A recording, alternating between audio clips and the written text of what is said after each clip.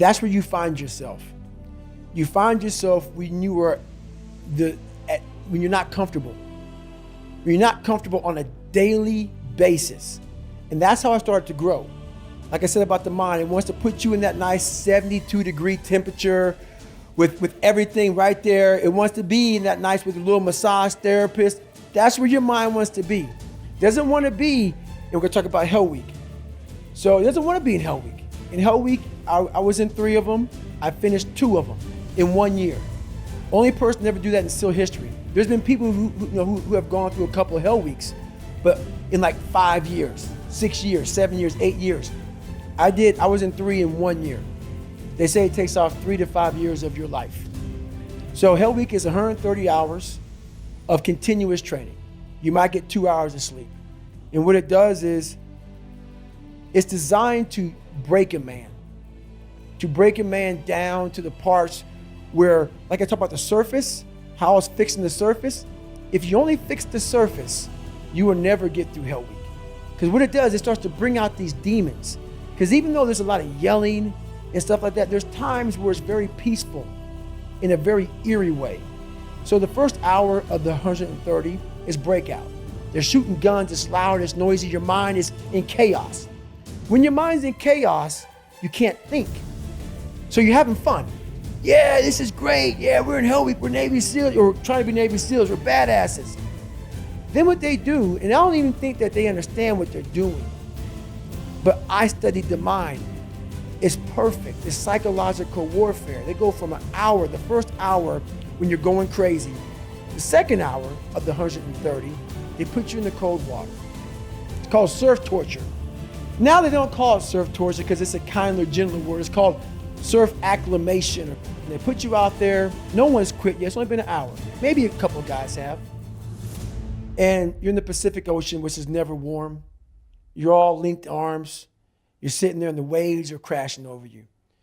I went through winter Hell Weeks, which is cold. The Pacific Ocean is like 50 degrees. It was 49 this particular night in my 3rd Hell Week. And what it does is it makes your mind flip out. We've been doing this now for 3 weeks, being in this water. But for some reason now, the water is colder than it's ever been. It's not. Our minds are fragile. We can process a day. It's hard to process 130 hours. There's no end. There's no end. So the mind starts to ramp up. So you're sitting there, it's quiet, no one's yelling at you, you hear the ocean, and you're freezing. And your mind goes spastic, starts to think, I have another 129 hours. You're not going home, you're getting yelled at, you could be frozen. So you panic, you freak out, and you want to quit.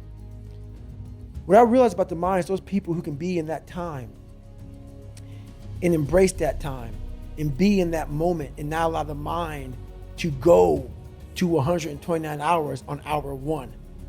It's the control that we don't have in our minds. It's the control that you had to have for 3 months when you're miserable, when you're suffering, when you're laying on the floor, when you're doing all the disciplines it takes to be a monk. You cannot think about the whole process. It will make you it will make you so insanely crazy. It's impossible. It's inhumane what I'm about to do to myself. You have to be able to break all these big, humongous, painful things in life down to the smallest molecule, because that's all the brain can handle. The brain can't handle hours and hours and hours of suffering, but it can handle right now.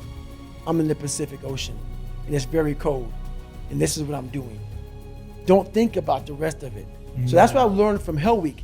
That's what I learned from being in 3 Hell Weeks. That's what I learned from all the military. I went to Ranger School. I went to all these different schools to learn all of that, to learn how the mind processes. So I talk about theorists. I talk about practitioners. A theorist is a person who reads a book, doesn't do it, reads a book, learns about something, and then talks about it. A practitioner is myself. A practitioner is a person like me. I wanted to be an expert in the mind, a mental toughness guy, beyond mental toughness. The only way to do that, in my eyes, is to put yourself in hell. Put it in hell repeatedly. Repeatedly put yourself in hell and study how you process it. And that's how I was able to come up with all these different ways, all these different tools to slow the mind down in hell. Because the mind just speeds up. The mind wants to get out of the painful situation, the suffering. It can't process it. So that's what I realized by going through all these different processes of being in hell weeks. It's just that. I love that, man. How That's the mind amazing. processes in hell. I was there's some times where the mind gets overwhelmed and you cannot slow it down. But by these certain tools I developed, by not allowing your mind to get away from the moment. You have to think about the exact moment that you're in. But I saw when I was younger, the moment became too big. When it became too big, I spazzed out and I would quit. But now I don't think about even like an hour from now, I'll be eating. I don't even go there. Because then your mind, no, we must embrace this, because now you have to be a leader in this moment. It's not about you just getting through it. I had 5 guys, and 6 including me, in my boat crew. Now I was the boat crew leader. So now another trick is this: if you don't think about yourself, there's no pain, which can also lead to pain later on in your life. But in these moments when you're struggling, if you are a true leader and you're worried about your men or women beside you, your mind doesn't care how cold you are anymore. Your mind's only worried about taking care of the men and women beside you. So I started realizing, man, if I take care of these cats to my left and my right in the worst moments, my mind is no longer thinking about, you're miserable, David Goggins, get the hell out of here. You're thinking about, how was John? How was Andy? How was Sam? How was Pete? Hey, how you guys doing? You're not thinking about me.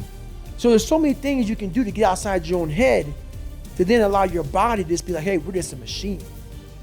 But you have to let your mind be able to process all these different tactics to do that. Take a different vantage point in life.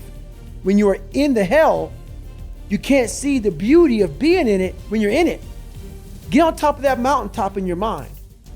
Get on top of that mountaintop and look down on what you're doing. You can see a whole different world, and that world is beautiful. But you gotta get a different vantage point in the suck. Don't be in it. Spiritually, get out of it. Get that soul. Look down on what you're doing. Be amazed by the process of where you're at now and where you came from. I've had this mentality for years. It got me through a lot of hard times. You cannot use it every day of your life. You cannot use it. I used it as like, my God, this is the perfect, I found it. This is the trick. You don't even matter. You're just a machine. You are a machine. Like just like a lever. That's all you are, man. You're not. You're not. And in my book, I talk about what that lever starts to get rusty, starts to get crusty. It starts to I can't even think about anybody but myself. So through the process, what I started to learn was that helps a lot, and you can tap into that all the time. But you have to be able to heal yourself. You have to be able to recover yourself. It can't be something that you continue to do and do and do. There has to be a recovery process for your mind, your body, your soul, your spirit. Encompasses your whole body. So those are tactics, but those tactics must be oiled up. That lever has to be oiled again to go back in it. I talked about that big time in my last chapter, how it just takes me to nothing, how I'm where you were at. It's taken me 5 years of doing my meditation, my stretching, my eating right, my sleeping right.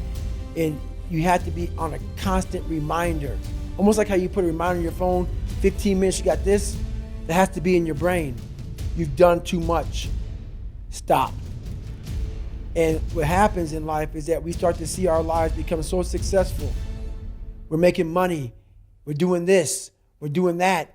I want more. I want more. I push harder. I'm all about pushing hard. Don't get me wrong. Obviously. I'm all about it. But to push as hard as you can, you have to be mindful of the machine that's pushing. It is going to end up dying. And then it takes years to get it back, so you lose that time.